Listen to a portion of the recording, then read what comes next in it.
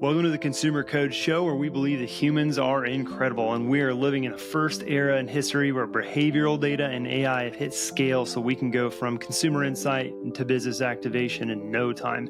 In this show, we explore the world of retail through the lens of demography, cartography, ethnography, and the economy. So without further ado, let's get into this episode.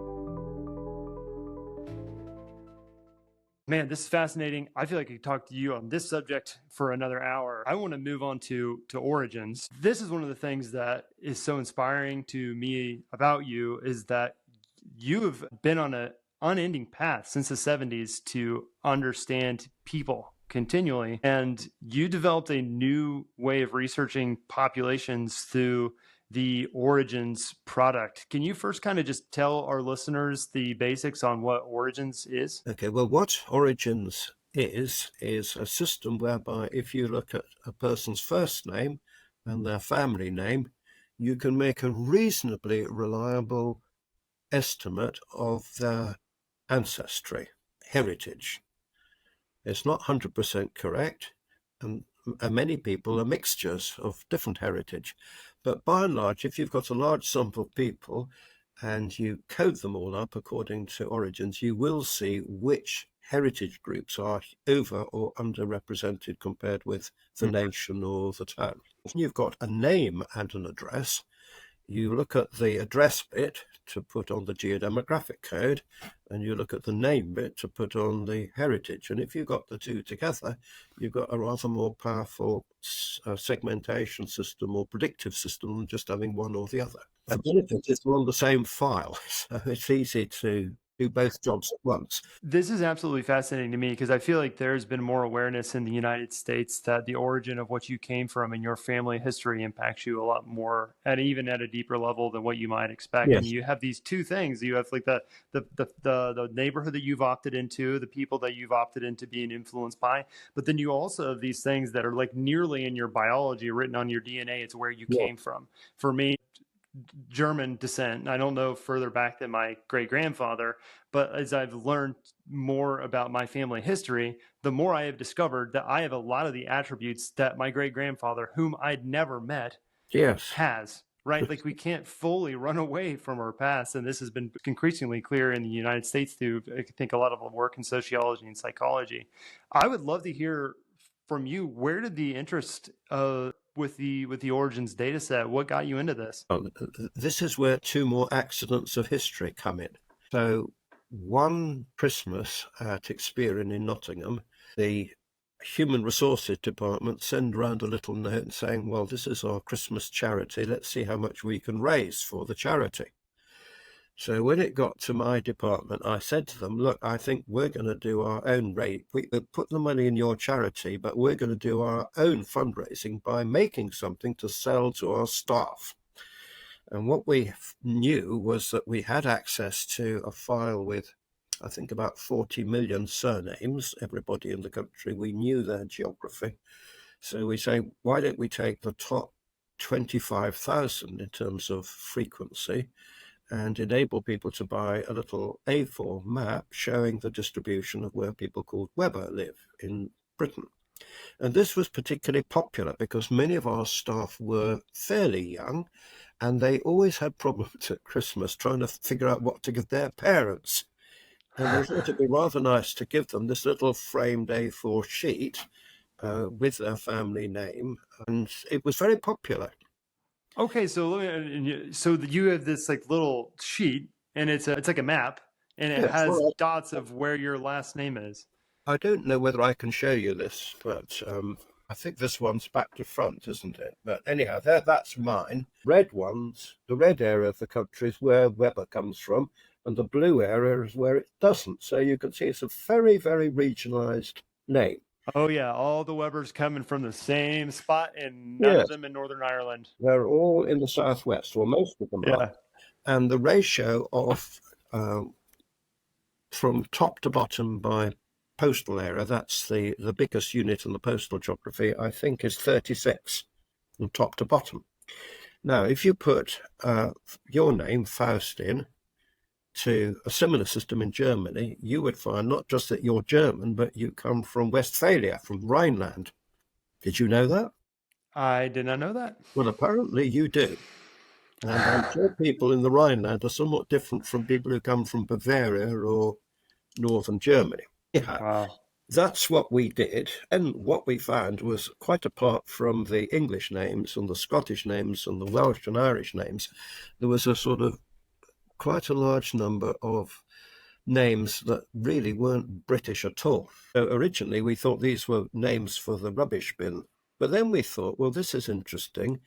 If we actually looked at the non-British names, we could see the geography of people with Indian names or Chinese names. And that seemed to us a rather interesting way of looking at names, not just the ones that were regional, but ones that weren't British, and look at their own regionality. That's really what got me going. Now, the other fortunate coincidence was my son, who at that time was doing an IT course, had already done a project for his course, and he was at a bit of a loose end. So I said to him, well, can you write a program so that if I tip a big file of names in and it will match up against my directory, name to heritage, and automate the process of coding a file of names. But not just using the surname, but also using the first name as well. So he worked nights because he said he could do computer programming better when there were no interruptions. And he came up with this application whereby you could put the names in and you get a profile. So once we'd done that and we'd extended the way in which we could code names, we then went to Experian to see whether they would like to distribute it, which they did for a while. And that was really rather gratifying. Yeah, I'm curious, what use cases have you seen with the Origins data set that have been eye-opening to you? Well, all of these things, use cases aren't the ones you would originally think of, but the biggest use case is really with political parties again. But another very big one is with manufacturers of cosmetics. Okay. And the reason for that is that different types of skin or different cosmetic products are suitable for different sorts of skin. The cosmetics manufacturers do manufacture variants of their products that are suitable for, shall we say, South Asians or East Asians or Africans or wherever. And this is a very good way of them targeting the products towards the ethnic groups for which they've been designed. That makes perfect sense to me. And again, yeah, you would have totally never expected that to be the case, but when you Yes. hear the example, that makes sense. Last time we talked, you were, and I might have the countries wrong, but you were, I think, potentially visiting, or you were looking at census records from a few Scandinavian countries. Yes. Yeah, what were you doing there? Because you were deep in the weeds there. Well, this goes back a little bit in our discussion, because if you can imagine, there being probably around 10 million different surnames that people have in the world. So it's quite a challenge. You can do the top sort of 10,000 fairly easily, but as you go down further and further, you get more and more obscure names. And you can either say, well, I'm terribly sorry, our software will only do, shall we say, 90%, but you want to get it to 99% and 99.5% and get it accurate. So you've got to devise various routines for trying to find Norwegian names, for example, or Indian names, or Bavarian names. What were you doing with those census records? A number of methods. So one of the rather smart things is, if you get a list of all the surnames in Britain in 1900, or even better, 1871, you don't find very many Indian names. So the first thing that does, it filters out all the names that didn't used to exist in England in the old days, but now do exist. So that gives you the list of all the names you really need to find the source from. Okay. And then the second thing is, if you can find a file of Italian car drivers, which I think exists somewhere, their surnames, doesn't tell you much other than their surnames, then you can find that Rossi is a more common surname in Italy than it is in France or Germany or Albania or sort of anywhere else. So looking at the relative frequency of names in different countries is actually very useful. But the third method, which is one I've never thought of until a guy came along who was building the American Dictionary of Surnames.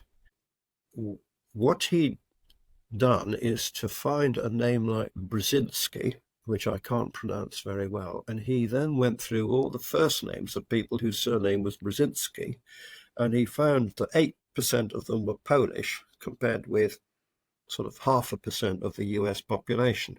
So by looking at the combinations of first names and surnames, you could work out, even in America, which surnames probably originated from Poland or Italy or Hungary or wherever.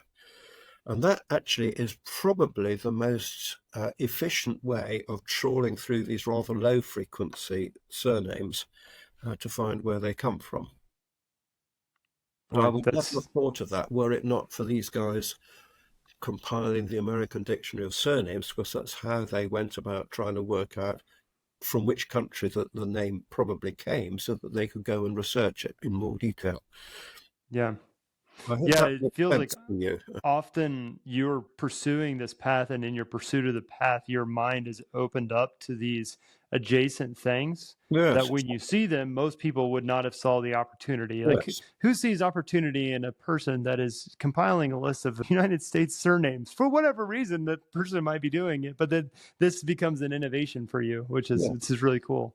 But you could say this is entrepreneurship. I mean, when you build your Yes. business, you've been doing precisely that for the last however many years. Yep. Yep. Absolutely. I mean, actually, in the same way, we had actually developed a data set that was doing reasonably well, but I discovered your work. In fact, I have some of your books here, not all of them. And this is one of the things I've appreciated about you, is that you not only built this, you wrote it all down. You know, you shared all this information, and we went through and read just about everything that you had written. Yes. And use the same fundamentals in building our kind of stuff. So yeah, in the same way that you provided that opportunity to me, you got to be my big surprise. Well, one day I'll come and visit you and see what all of you guys really do. I think the other point I'd like to make is, with your website, what I'm hoping we can do is load up a lot of these little studies that have been done on origins and ethnicity, so that people can go to a library. Don't necessarily show the commercial applications, but at least show some of the patterns that are found when you start analyzing. Yeah, for me personally, I am absolutely inspired by how incredible people are. And I'm so excited about matching up origins with this mass behavioral data that we Yes. have at PersonaLive to find unique and special things about people. Like, humans are absolutely fascinating. And now we are living in an era where we have the capability of actually revealing that. And that is so Yes, cool. indeed. But I think what is, to non-Americans, something very confusing is that people arrive on your shore and they become assimilated as Americans very, very quickly. On the other hand, they persist with the habits and practices of the country they've come from. So you would think that all of those habits would die out quickly, but I don't think they do. Right. Yep. And 100%. sometimes people aren't even aware of it. So, for example, from some data I had, I discovered that petrol stations were particularly likely to be run in Britain by Tamils. Does that happen in America? Not just My wife and Indian, I, Tamils yes. from Sri Lanka or southern India.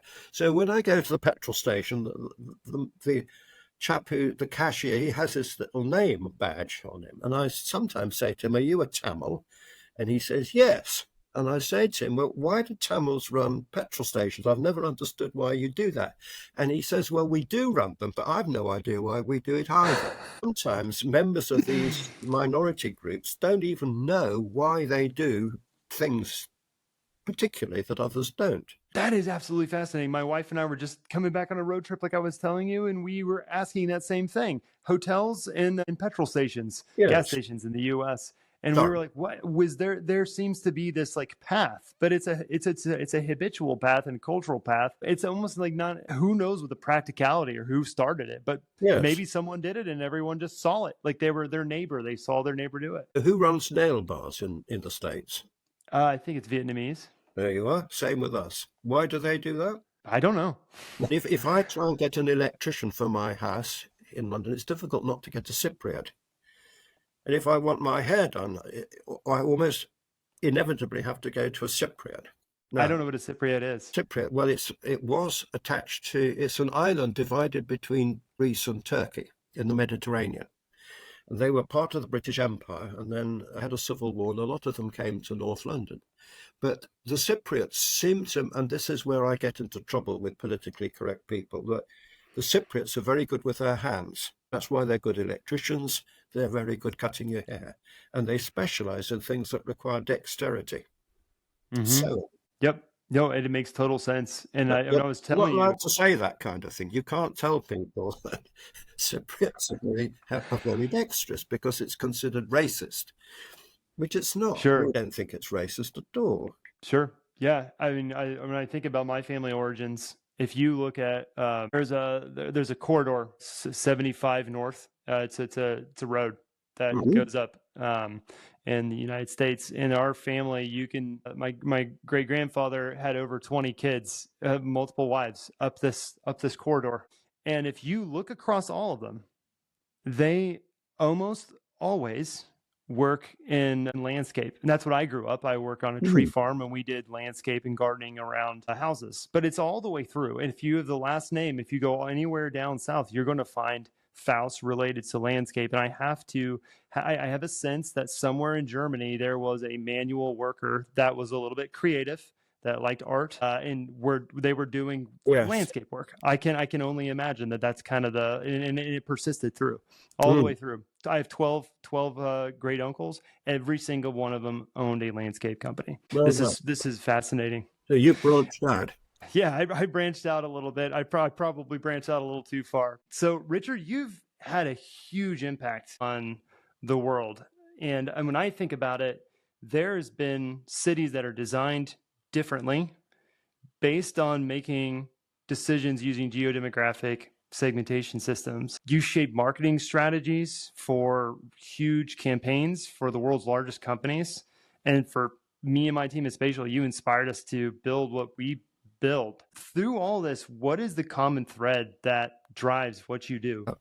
What I would say is very simple and rather complicated at the same time, but mostly in business and more particularly in government, people start with concepts and they start with policies and then they implement them. And very often they forget really to monitor the impact of their policies operationally. And I think what is exciting about the digital world is that you can, instead of doing analyses or undertaking analysis on the basis of theoretical concepts, you can actually get the data to tell you what you should be looking at. So, for example, if you say what questions turn up on the census, it's because a bunch of policy wonks think that these questions are important, so they're asked. But in practice, the dimensions and the attributes that are probably most predictive are not ones that policymakers come up with. So, for example, if I had my way, I would record in the census what length of hair children aged 10 have. That is very, very predictive of whether their parents are liberal or populist. So there are all kinds of things that can be recorded, but which nobody ever really uses because they don't know which questions to ask.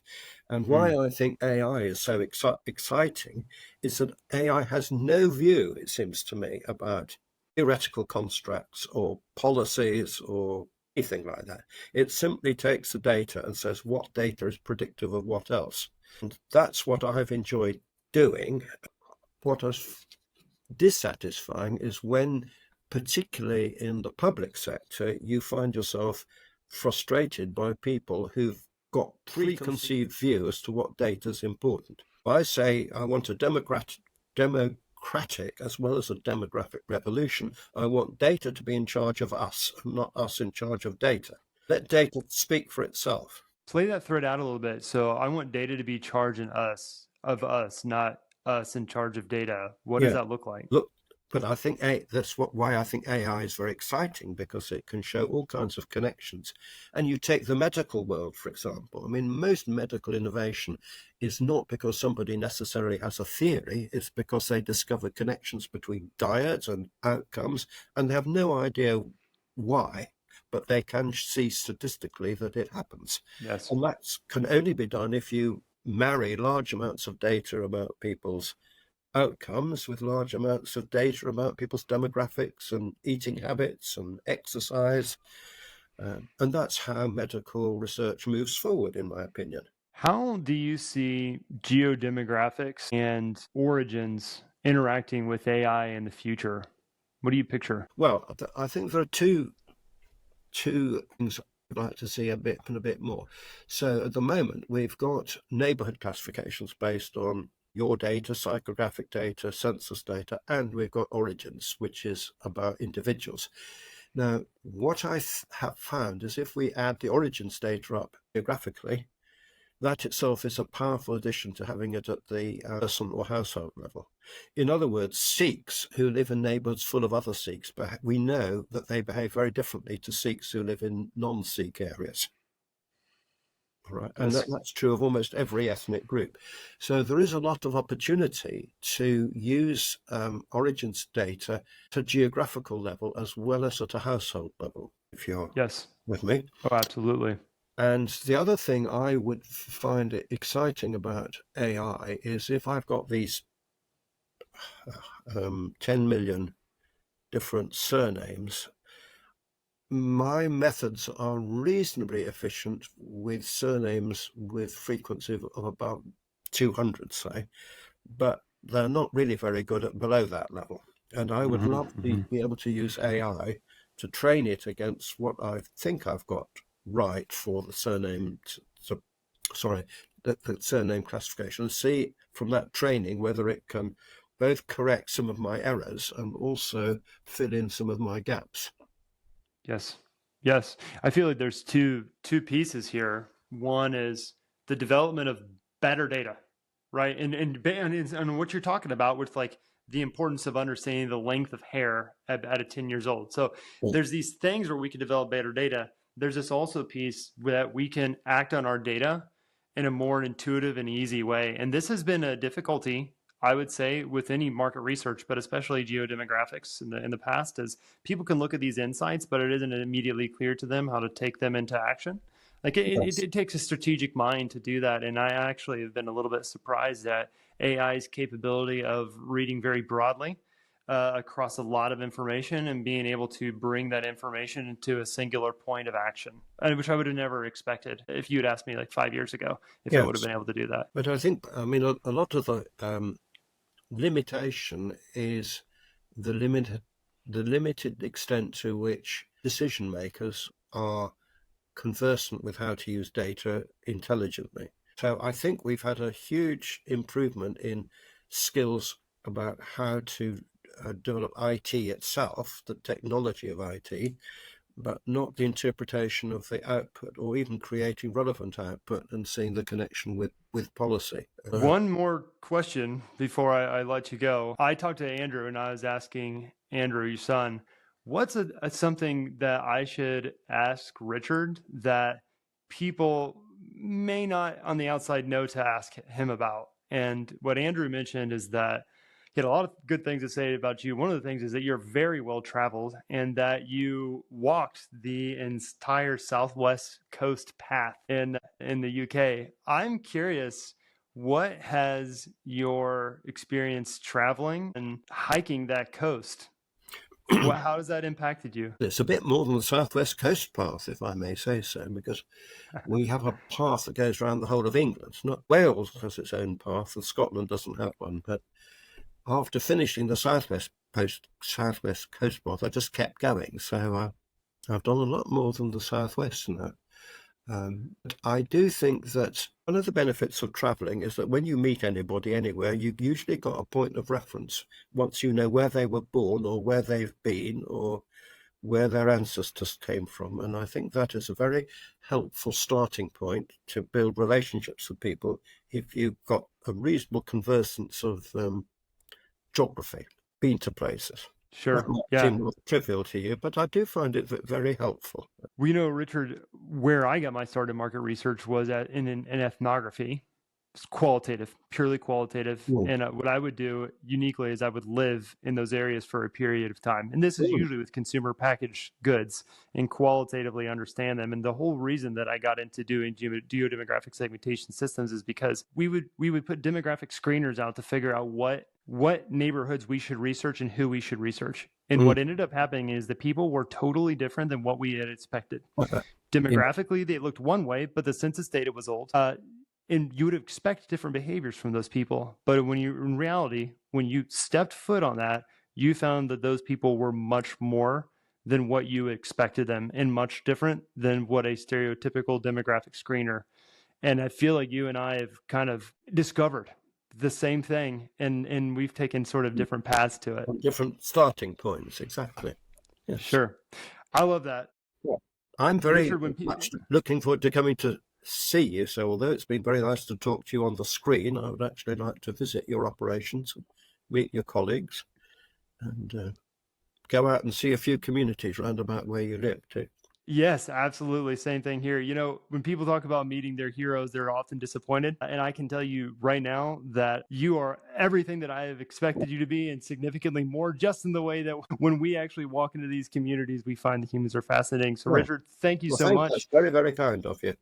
Okay. Thanks for spending time with you, and thank you for coming on the Consumer Code podcast.